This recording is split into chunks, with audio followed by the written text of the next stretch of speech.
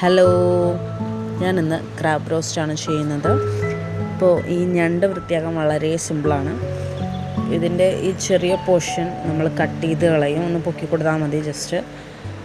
പിന്നെ വരുന്ന മറ്റേ സൈഡെന്ന് പറയുന്നത് അതും ഇതേപോലെ തന്നെ ജസ്റ്റ് ഓപ്പൺ ചെയ്ത് കഴിഞ്ഞാൽ പെട്ടെന്ന് തന്നെ നമുക്ക് ഇതിനെ റെഡിയാക്കി എടുക്കാൻ പറ്റും. അതിൻ്റെ അറ്റത്തുള്ള കുറച്ച് ഭാഗങ്ങളും കളഞ്ഞ് ഉള്ളിലുള്ള മഞ്ഞ കളറ് കഴുകി കളഞ്ഞ ശേഷം വൃത്തിയാക്കിയിട്ട് നമ്മളിവിടെ ഇതിനായിട്ട് എടുക്കുന്ന ഇൻഗ്രീഡിയൻസ് ഒരു സവാളയും പിന്നെ 2 പച്ചമുളക്, ഒരു ചെറിയ കഷ്ണം ഇഞ്ചി, പിന്നെ 2-3 വെളുത്തുള്ളിയാണ്. അങ്ങനെ നന്നായിട്ട് വഴറ്റിയ ശേഷം ഞാനിവിടെ 1.5 സ്പൂൺ മുളക് പൊടി ഇടുന്നുണ്ട്.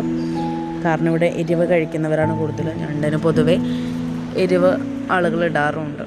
ചെറിയ അളവിൽ മഞ്ഞൾപ്പൊടി, പിന്നെ ഞാൻ 1.25 സ്പൂൺ ഗരം മസാല ഇടുന്നുണ്ട്, പിന്നെ ഒരു ചെറിയ അളവിൽ മല്ലിപ്പൊടിയും ഇടുന്നുണ്ട്. അപ്പോൾ ഇതിനെ നന്നായിട്ട് ഇളക്കി യോജിപ്പിക്കുക.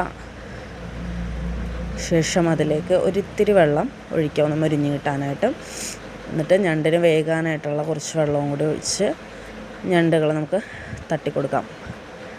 ഞാൻ ഇത്തിരി വെള്ളവും കൂടി ഒഴിക്കും, ഒന്നും കൂടി നന്നായിട്ട് വേകാനായിട്ട്. അപ്പോൾ നമ്മുടെ ഞണ്ട് കറി ഇവിടെ തയ്യാറാണ്. Okay, bye.